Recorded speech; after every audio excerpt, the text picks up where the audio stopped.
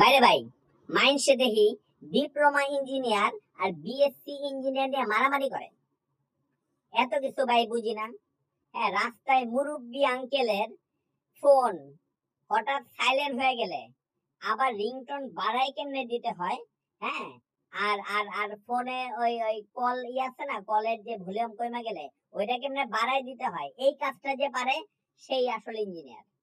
বাসায় বাল্ব নষ্ট হইলে বাল্বটা খুইলা নতুন বাল্ব যে লাগাইতে পারে সেই আসলে ইঞ্জিনিয়ার।